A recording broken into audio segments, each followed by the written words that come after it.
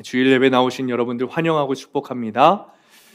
우리 이 시간에 말씀 제목 함께 읽어보겠습니다. 시작. 본질로 돌아가는 교회. 드디어 2022년 첫 번째 주일을 맞이했습니다.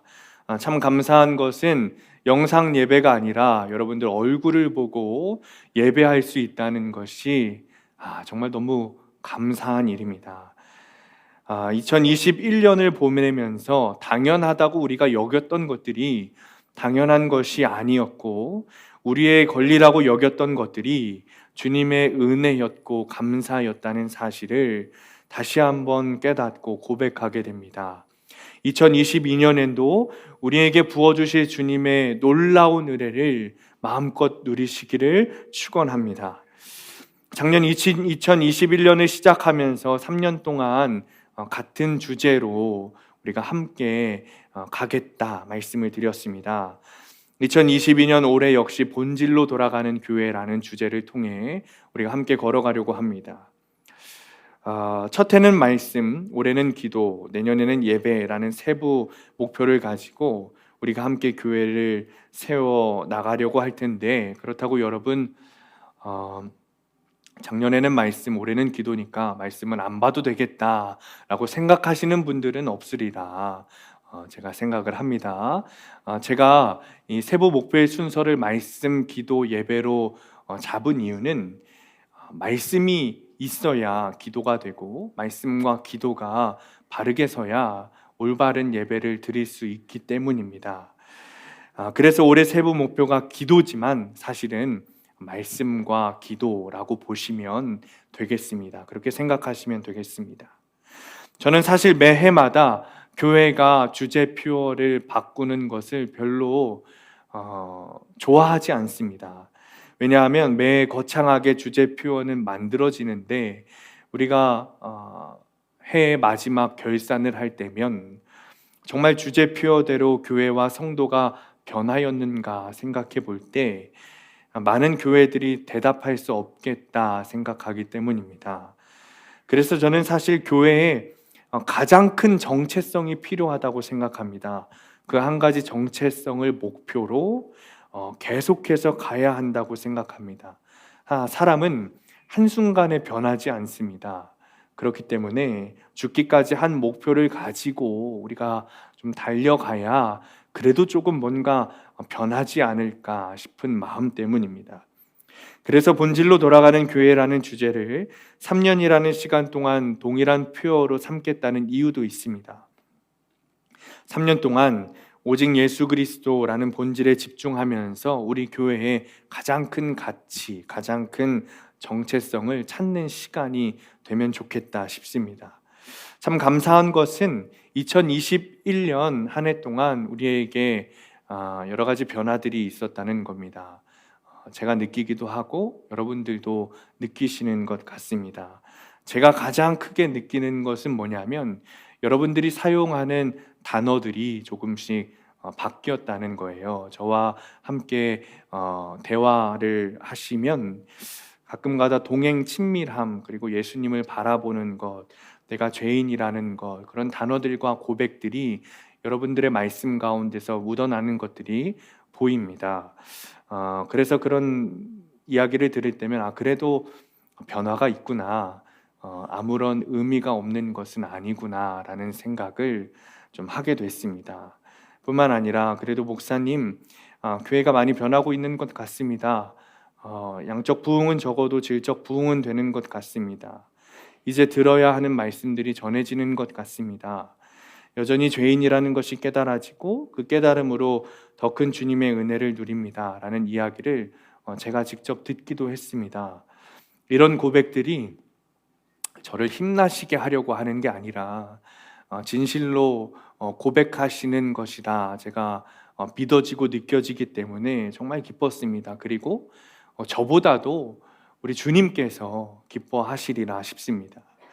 물론 올 한 해 주어지는 말씀들이 작년 한 해 주어졌던 말씀들이 원색적인 복음일 때가 많아서 죄에 대한 이야기, 회개에 대한 이야기, 주님의 책망에 대한 이야기가 많았습니다. 그래서 여러분들께서 참 듣기 어려우셨겠다 그런 마음도 듭니다. 그런데 전하는 자들도 사실 이런 이야기는 하기가 쉽지가 않습니다. 좀 어려운 일입니다. 그런데 여러분, 우리 교회에 주님께서 이런 말씀들을 주셨기 때문에 우리 교회 가운데 은혜가 있었다 싶습니다. 한국 교회에 이런 이야기들이 사라졌기 때문에 한국 교회가 많이 망가졌다 생각하기 때문에, 여러분, 교회의 복음이 들리려면, 사람에게 구원이 주어지려면 죄가 들려야 합니다. 죄가 드러나야 합니다. 죄 없는 것에 복음은 없습니다. 죄 없는 사람에게는 구원이 필요 없습니다. 그렇기 때문에 내 죄를 더 바라보고 내 죄가 더 크게 보이면 보일수록 하나님의 은혜는 더 크게 우리에게 주어지는 법입니다. 그게 진리이고 그게 하나님이 우리에게 주신 질서입니다. 저는 그래서 참 감사한 것이 우리 교회에 정말 큰 은혜를 주시려고 하나님께서 계속해서 이런 이야기들을 하게 하셨구나 싶습니다. 뿐만 아니라 여러분들께서도 함께 은혜를 누리시는 것 같아서 참 감사를 드립니다. 사역자들이 참 힘들 때가 여러분 언제냐면요, 맡은 이들이 맡은 양들이, 섬기는 사람들이 변하지 않을 때, 변하는 모습이 없을 때 좀 힘듭니다. 그런데 정말 감사하게도 우리 성도님들 그리고 우리 수암교회가 변화되는 모습들이 조금씩 보인다는 게 기쁘고 감사한 것 같습니다.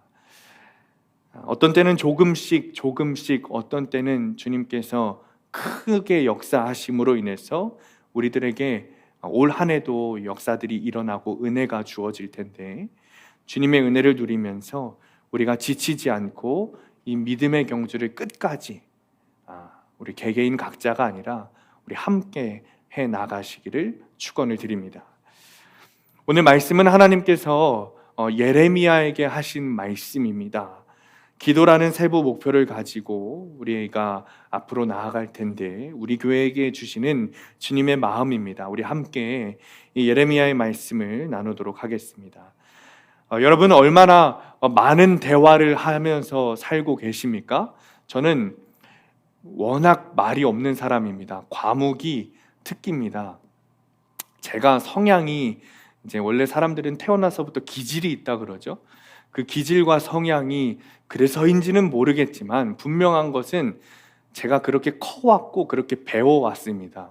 그래서 사람이 이렇게 됐습니다. 목사 아들은 버릇 없으면 안 되고, 목사 아들은 말 많으면 안 되고, 목사 아들은 부당한 게 있어도 티내면 안 되고, 그냥 받아들여야 되고, 슬퍼도 울어서는 안 되고, 기뻐도 막 좋아하는 표현 해서는 안 되고, 이렇게 배워왔습니다. 그렇게 자라왔습니다. 목사들은 다 그냥 그렇게 크는 줄 알았습니다. 근데 그런 것들이 크면서 제 안에 아주 많은 상처들이 되었더라고요. 말을 해야 할 때도 하지 못하는 그런 성격이 됐습니다. 이제야 조금씩 말하는 것이 중요하고 대화하는 것이 중요하고, 힘들 때는 힘들다고 말하기도 해야 되고, 슬플 때는 울어야 되고, 기쁠 때는 기쁘다고 표현해야 되고, 말을 안 하는 것도 중요하지만 분명히 말을 해야 할 때는 말을 해야 한다는 사실을 이제야 배우고 있습니다. 여러분, 제가 그렇게 연약한 존재입니다. 목사 아들이라는 것보다 한 사람이 중요하고 좋은 사람이 되어야 좋은 목사가 될 수 있다는 것이 이제서야 깨달아집니다. 과묵했던 저에게 이런 깨달음을 주고 말을 좀 하게 하는 사람이 있습니다. 제 아내입니다. 아내는 여전히 제가 말이 없다고 하지만 그래도 저의 원래 성격을 생각해 보면요, 아내와 말을 많이 하는 편입니다. 많이 변한 거죠. 그 이유는 부부라서 그렇습니다. 대화가 정말 하나도 없는 부부가 있다면 이미 그 사이는 조금 어려워진 것이겠죠. 대화 없는 부모 자식은 남남보다 못한 게 사실입니다. 대화 없는 곳에 따뜻한 사랑과 애정 어린 격려는 있을 수 없습니다. 여러분, 기도는 하나님과 인간 사이에 존재하는 대화의 통로입니다. 기도를 통해서 내 마음을 주님께 말씀드리고, 기도를 통해서 주님이 하시는 말씀을 우리가 듣는 것입니다. 기도하지 않는 그리스도인과 하나님과의 관계는 별거 중인 부부와도 같습니다. 요한복음 14장 13절에서 14절 말씀입니다. 우리 함께 읽겠습니다. 시작. 너희가 내 이름으로 무엇을 구하든지 내가 행하리니 이는 아버지로 하여금 아들로 말미암아 영광을 받으시게 하려 함이라. 내 이름으로 무엇이든지 내게 구하면 내가 행하리라. 아멘. 이 말씀을 보면 여러분, 기도라는 것은 그리스도인의 특권입니다. 피조물인 인간이 창조주이신 하나님과 대화할 수 있다는 것이, 그리고 언제 어디서든지 주님과 교제하고 내 언어로, 하나님의 언어도 아니고 내 언어로 대화할 수 있다는 것이 이 얼마나 특권인지 모릅니다. 대통령에게는 여러 가지 주어지는 특권들이 있습니다. 만약 대통령이 그 특권을 모조리 사양하면서 자기 집에서 지하철로 출근한다고 하면 그는 겸손하기보다는 관계자와 국민을 번거롭게 하는 어리석은 대통령이겠지요. 주어진 특권을 행사하지 않는다면 그는 어리석은 사람입니다. 주어진 특권은 언제나 겸손하게 사용해야 하는 것입니다. 저는 군대를 여러분 북한산에서 보냈습니다. 서울과 고향 사이에 이어지는 그 산 아시죠? 북한산. 그래서 방공부대라고 해서 하늘을 지키는 부대였는데, 북한산에 총 12명 정도, 제일 많아야 12명이 진지를 구축해서 거기서 하늘을 지키면서 사는 겁니다. 지휘관까지 다 포함해서 12명이었어요.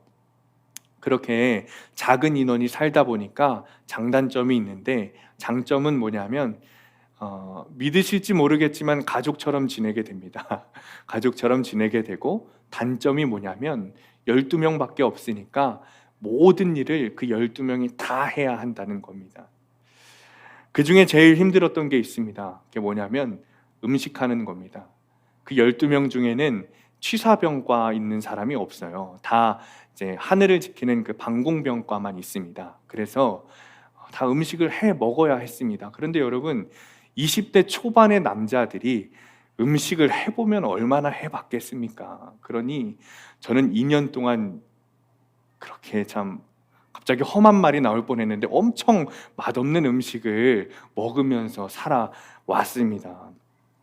그래서 저희 부대는 매일 저녁 점호 때면, 군대는 저녁에 점호를 하지 않습니까? 저녁 점호 때면 가장 중요한 것이 뭐냐면, 첫 번째는 총기 정비였고, 두 번째가 주방 관리였습니다. 이제 선임이 요리하는 순서가 되어서 음식을 하는데 칼이 잘 안 갈아져 있으면 그날은 난리가 나는 겁니다.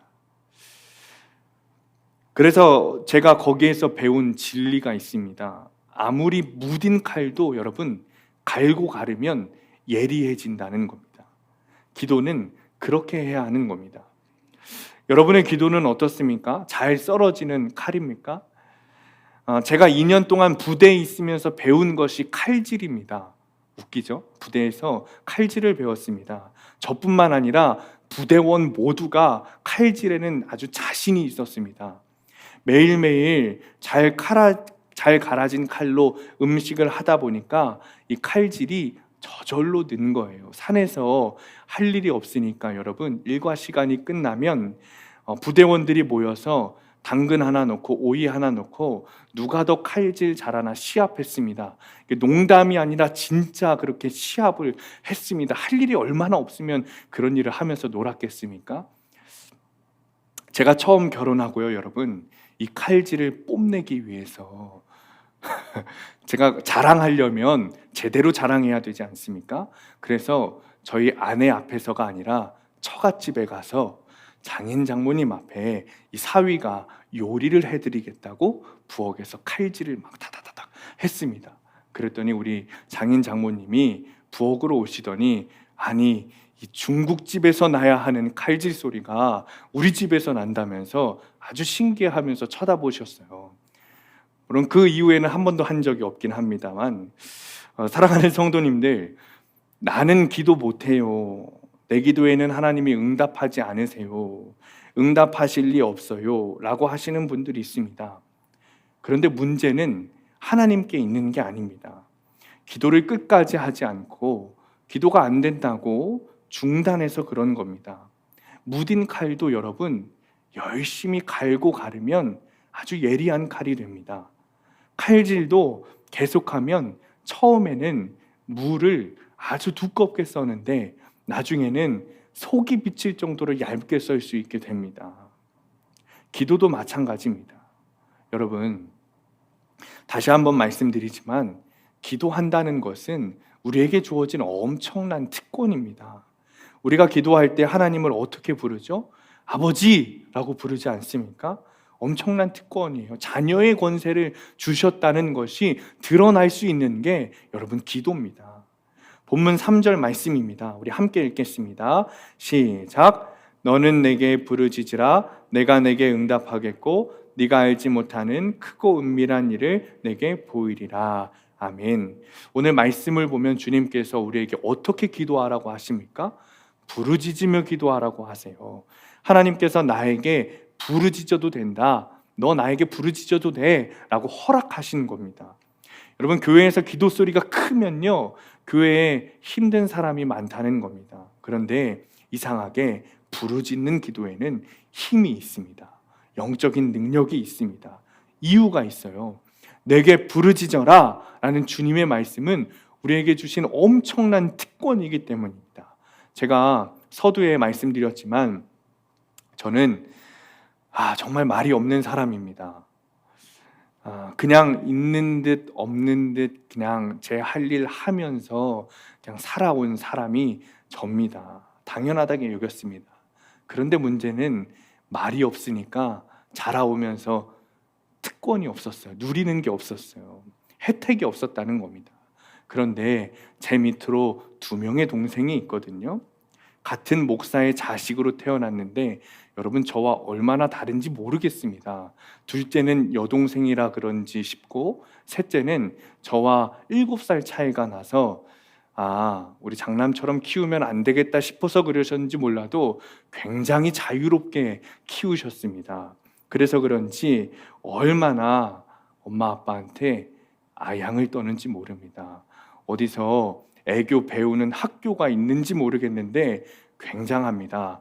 뭔가 필요한 게 있으면 엄마 아빠한테 가가지고 아주 살살 잘 말합니다. 애교를 아주 잘 부리고요. 아양도 아주 잘 떨어요. 아주 부드럽고 귀여운 목소리로 자기가 필요한 걸 아주 다 요구합니다. 그러면 저희 어머니 아버지 지갑에서 안 열릴 것도 다 열리더라고요. 여러분, 부탁은 사실 그렇게 하는 겁니다. 아주 겸손하게 애교도 살짝 떨면서 조심조심 말해야 부탁하는 걸 들어줄까 말까 합니다. 그런데 여러분, 무언가 요구하면서 큰 목소리로 소리 지르면서 이거 주세요 하는 사람은 정말 이상한 사람입니다. 큰 목소리로 뭐 달라고 하는 사람은 이런 사람밖에 없어요. 나한테 돈 빌려간 사람한테 돈 내놔 라고 요구하는 것밖에 없는 겁니다. 그런데 여러분, 우리가 어떻게 하나님 앞에서 부르짖을 수 있단 말입니까? 그럴 수 없습니다. 하나님께서 우리에게 큰 소리로 요구하시면 모를까? 우리는 그럴 수 없는 존재입니다. 그런데도 불구하고 주님께서 주님 앞에서 당신에게 우리가 부르짖어도 된다고 허락해 주신 거예요. 우리는 그 축복을 누려야 하는 겁니다. 그 특권을 우리가 사용해야 하는 거예요. 겸손하게. 그런데 여러분, 부르짖는 기도가 쉽습니까? 여러분 다 해보셔서 아시겠지만 부르짖으면서 기도하는 거 진짜 어렵습니다. 부르짖는 기도가 내가 부르짖고 싶다고 기도가 되는 게 아닙니다. 성경에서 보면 이스라엘 백성들이 출애굽하기 전에 애굽으로부터 받는 고통 때문에 부르짖었습니다. 그리고 이스라엘 백성들이 멸망하고 포로기에도 마찬가지예요. 노예로 끌려가면서 나 살려달라고 그때서야 부르짖은 것들이 이스라엘 백성들이었습니다. 그런데 여러분, 그 결과가 어떻습니까? 부르짖음으로 인해서 하나님께서 그 기도를 들어주셨어요. 애굽에서 이스라엘 백성들이 출애굽하게 되었고, 포로기에 있던 백성들이 일어나 다시 성전을 건축하게 되었습니다. 주님의 응답이고 주님께서 계획하신 크고 은밀한 비밀인 것입니다. 본문 3절에서 보듯이 우리에게 부르짖는 기도가 나온다면 주님의 크고 은밀한 일이 진행되고 있구나, 나에게 주신 이런 상황들이 주님께서 계획하신 비밀이 있기 때문에 이런 상황을 주시고 내가 부르짖어 기도하게 하시는구나 믿으시면 됩니다. 하나님께서 지금 내 삶을, 내 상황을 간섭하고 계시고 일하고 계시고 하나님께서 내 삶을 계획하셨구나 라고 믿으시면 되는 겁니다. 로마서 8장 26절 말씀입니다. 우리 함께 읽겠습니다. 시작. 이와 같이 성령도 우리의 연약함을 도우시나니 우리는 마땅히 기도할 바를 알지 못하나 오직 성령이 말할 수 없는 탄식으로 우리를 위하여 친히 간구하시느니라. 아멘. 성경에서 뭐라고 하고 있습니까? 성령께서 우리 한 사람 한 사람을 위해 친히 기도하고 계시다는 거예요. 친히 간섭하고 계시다는 것입니다. 하나님의 뜻과 계획이 우리의 삶에서 이루어지도록, 우리가 그것을 분별하도록 하나님께서 친히 기도하시고 우리를 돕고 계신 겁니다. 사람들은요, 하늘 저 높이 계신 하나님께 부르짖기 위해, 혹은 저 높은 곳에 계신 하나님을 이 땅으로 끌어내리기 위해 기도하려고 하니까 힘이 드는 겁니다.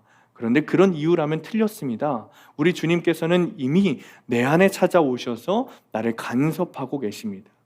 그렇다면 주님께서 우리에게 부르짖으며 기도하라고 하시는 이유, 부르짖으며 기도할 수밖에 없는 상황을 만드시는 이유가 따로 있다는 겁니다. 자신의 크고 비밀한 일을 위해서, 그 계획을 이루어 가시기 위해서 우리가 부르짖도록 그런 상황을 만드시는 겁니다. 그러니 여러분의 삶 가운데, 여러분의 상황 가운데 부르짖는 기도가 나온다면, 주님께서 내 상황을 간섭하고 계시구나 라고 생각하면서 내가 지금 겪고 있는 상황들이 아무리 급해도 하나님의 역사에, 하나님의 일하심에 주목해야 하는 것입니다. 지금 내 속에서 나를 위해 간구하시면서 내가 부르짖으며 기도하도록 도우시는 주님을 만난다면 우리에게 기도는 어렵지 않습니다. 힘들 게 없습니다. 그저 그냥 주님의 기도에 우리가 동참하면 되는 겁니다. 그렇기 때문에 우리는 다 주님이 하셨습니다 라고 고백할 수 있는 거예요. 기도마저도 다 주님이 하셨습니다 라고 할 수 있는 겁니다. 기도를 우리가 하는 것이라고 생각하지만 사실 기도는 근본적으로 하나님께서 하시려는 것을 우리의 기도를 통해 이루려고 하시는 것이기 때문에 기도 역시 주님이 하셨습니다 라고 우리가 고백할 수 있는 겁니다. 빌립보서 2장 13절입니다. 우리 한 번 더 같이 읽겠습니다. 시작. 너희 안에서 행하시는 이는 하나님이시니 자기의 기쁘신 뜻을 위하여 너희에게 소원을 두고 행하게 하시나니. 아멘. 여러분, 이것이 기도의 아주 정확한 이해입니다. 주님이 우리 안에서 우리에게 기도할 소원을 주님께서 주셨다는 겁니다. 그러면 우리가 이제 질문해 봐야 됩니다. 궁금해 봐야 됩니다. 하나님께서 왜 이렇게 복잡한 방법을 사용하시냐는 거예요. 하나님의 뜻이라면 그냥 이루시면 되는 것 아닙니까?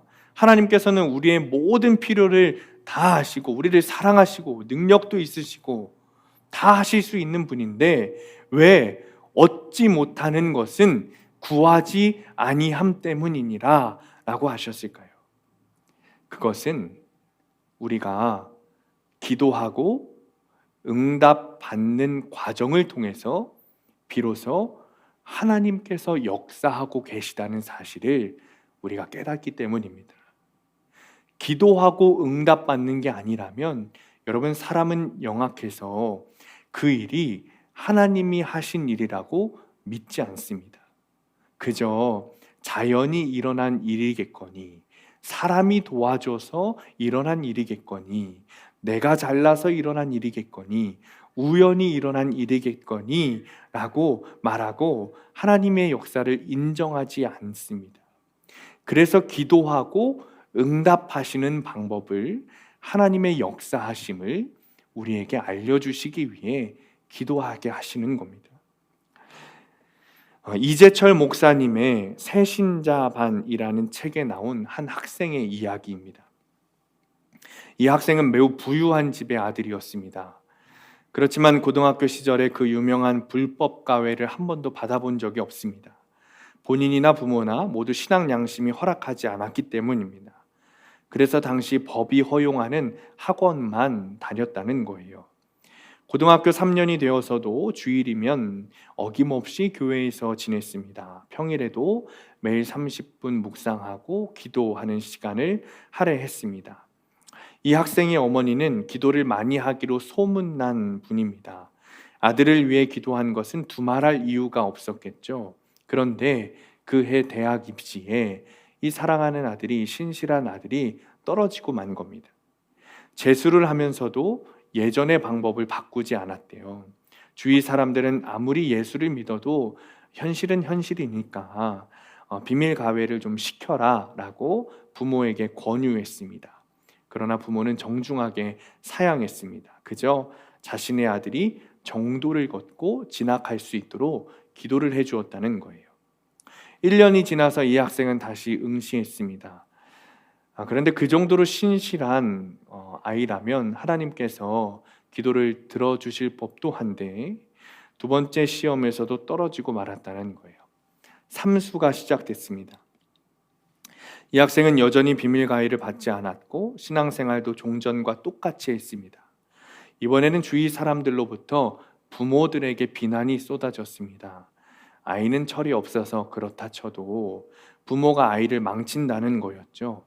그래도 부모는 끝까지 아이 편을 들어주었답니다. 그리고 그해 연말 이 학생은 3년 만에 대학에 합격했습니다. 말이 쉬워서 그렇지 여러분, 부모가 돈이 그렇게 많은데 정도를 걷기 위해 자식에게 비밀 가외를 시키지 않고 주위의 비난을 감수하면서까지 자식의 삼수를 뒷바라지한다는 것은 여간 고통스러운 일이 아니었을 겁니다. 그리고 본인 역시 남들이 다 가는 쉬운 길을 버리고 정도로 걷는다는 것이 굉장히 어려웠을 겁니다. 힘들었을 겁니다. 그럼에도 끝까지 신앙의 길을 지킨 그 가족은 참 본받을 만합니다. 그런데 우리가 궁금한 것은 왜 하나님께서 그 가족의, 그 신실한 가족의 기도에 즉시 응답하지 않으셨냐는 겁니다. 왜 3년씩이나 그토록 힘든 과정을 본인이나 그 가족들에게 겪게 하셨냐는 겁니다. 이유는 더 좋은 것을 주시기 위함이었습니다. 인생의 가장 중요한 순간에서 3년이나 정도를 걸은 이 학생은 지금도 모든 면에서 정도를 걸으며 앞으로도 그렇게 살 것입니다. 가장 감수성이 예민한 나이에 하나님의 말씀과 함께한 그 아이는, 그 청년은 지금도 하나님의 말씀과 더불어 살고 있다는 것입니다. 많은 그리스도인들이 입시를 앞둔 자녀에게 거리낌 없이 불법 가외를 시켰고 주일에 교회 가는 것 자체를 말렸습니다. 그래서 원하는 대학에 진학했다 한들 벌써 불법을 예사로 저지르고 이미 부모와 교회의 통제에서 벗어났기 때문에 그런 어긋난 교회를 떠난 청년들이 허다하다는 겁니다. 앞으로도 그들은 상당 기간 동안 인생을 허비할 게 틀림없습니다. 그런 청년들은 본다면 이 학생은 아름다운 신앙으로 응답받은 겁니다. 그가 3년 동안 시간을 허비한 것 같지만 사실은 그 3년으로 그는 진리 안에서 일평생을 산 것입니다. 돌아간 것 같지만 하나님 앞에서 최선의 지름길을 간 것입니다. 하나님께서는 언제나 우리가 생각한 것보다, 우리가 정한 것보다 더 좋은 때에 더 좋은 것으로 응답하십니다. 이것을 알지 못하면 하나님의 응답을 받고서도 응답을 받았는지 모르는 어리석은 사람이 됩니다. 하나님께서 주시는 더 좋은 것 속에는 우리가 기도하지 않았음에도 주시는 것들이 아주 많습니다. 여러분, 어린아이가 요구하는 것만 주는 부모는 절대 없습니다. 아이들이 요구하는 것은 빙산의 일각이고 나머지는 부모들이 알아서 다 해줍니다. 여러분, 아이들은 과자만 달라고 하고 사탕만 달라고 하고 초콜릿만 달라고 합니다. 그런데 아이들이 원하는 것만 그들이 받는다면 그 아이는 제대로 자랄 수 없게 됩니다. 우리가 하나님께 많은 것을 기도하는 것 같지만 우리가 기도함으로 얻는 것은 사실 실로 미미한 것입니다. 우리는 기도하지 않고서도 물과 공기, 태양을 얻습니다. 이것들은 모두 우리 생명과 직결된 겁니다. 뿐만 아닙니다. 이른 비 늦은 비, 사랑하는 부모, 형제, 친구들, 우리는 기도하지 않고서도 우리 삶에 없어서는 안 될 귀중한 것들을 모두 얻었습니다. 만약 지금 우리가 기도하고 있는 것만 하나님께서 응답하신다면 우리는 한 시간도 살지 못할 겁니다. 이처럼 우리가 구하는 것들은 우리에게 없어도 되는 대부분의 것들입니다. 우리의 생명에 절대적으로 필요한 것들은 모두 하나님께서 거저주고 계십니다. 결국 기도라는 것은 여러분, 근본적으로 응답의 문제가 아니라 하나님과의 교제의 문제인 겁니다. 여러분, 기도가 언제부터 힘든 일이 되었을까요? 아담과 하와가 선악과를 따먹었을 때부터입니다. 그때부터 우리는 하나님의 존전 앞에서 주님의 얼굴을 바라보지 못하고 하나님과 직접 대화하며 교제할 수 있는 것이 끊어졌습니다. 절단된 겁니다. 그때부터 기도는 힘든 일이 되었습니다. 그런데 예수 그리스도의 십자가의 은혜로 달라졌습니다. 예수 그리스도의 십자가 속죄의 은혜로 하나님의 임재 안에서 하나님과의 친밀한 교제가 시작된 겁니다. 하나님을 아버지라 부를 수 있게 된 겁니다. 하나님과의 친밀한 대화가 시작된 겁니다. 하나님을 아버지라고 부를 수 있게 된 것도 기도의 능력이고 특권이고 축복입니다. 우리에게 있어서 여러분, 기도의 응답은 중요한 우선순위가 아닙니다. 하나님과 친밀하게 대화할 수 있다는 것, 교제할 수 있다는 것이 더 중요한 것입니다. 응답은 그 다음입니다. 기적은 여러분 그 다음입니다. 때때로 우리는 정말 간절하게 기도하지만 응답이 없을 때가 있습니다. 그런데 여러분, 그래도 괜찮습니다. 여러분, 요셉도 수많은 기도를 응답받지 못했습니다. 어린 요셉이 노예로 끌려가면서 얼마나 많이 하나님께 빨리 아버지의 집으로 돌아가게 해달라고 기도했을까요? 감옥에서 풀려나게 해달라고 요셉이 얼마나 많이 기도했을까요? 그러나 요셉의 기도는 계속 응답받지 못했습니다. 하지만 하나님께서는 늘 요셉과 함께 하셨습니다. 요셉은 기도의 응답을 받지 못했지만 기도의 복을 충분하게 누린 것입니다. 하나님께서 항상 나와 함께하고 계시고 나와 교제하고 계신다는 사실을 아는 것이 기도의 복이기 때문입니다. 요셉은 나중에 애굽의 총리가 됩니다. 이것은 요셉이 기도했던 것이 아닙니다. 요셉의 기도 제목이 아니었어요. 하지만 어떤 상황에서도 하나님과 항상 함께했던 요셉에게 일어난 기도의 응답이고 축복입니다. 사랑하는 성도님들, 기도는 주님과의 교제입니다. 정말 우리가 본질로 돌아가는 교회가 되려면 우리에게는 계속되는 주님과의 교제가 필요한 겁니다. 그리고 그 교제는 기도로 하는 겁니다. 사랑하는 사람과 매일매일 대화하고 교제하고 싶듯이 정말 주님을 사랑하는 성도라면 매일매일 주님과 기도하는 겁니다. 기도가 주님과의 교제이기 때문입니다. 혹시 혼자 기도하기 어려우신 분들이 있다면 새벽 기도회나 수요 예배를 통해 우리가 함께 기도할 수 있습니다. 여러분, 정말 어려운 때입니다. 맞습니다. 하지만 기도를 통해 주님과의 계속된 교제가 이루어진다면 우리에게 어려울 것은 없습니다. 아무런 문제가 없습니다. 기도를 통해 주님께서 우리와 함께 하신다는 사실이, 주님께서 지금 나와 교제하고 계신다는 사실이 믿어지기 때문에 어떤 문제도 우리를 넘어뜨릴 수가 없는 겁니다. 올 한 해 계속해서 기도를 통해 주님과 교제하는 것에 힘쓰셔서 주님과 동행하는 성도님들 되시기를, 그리고 본질로 돌아가는 수암교회가 되기를 간절히 축원합니다.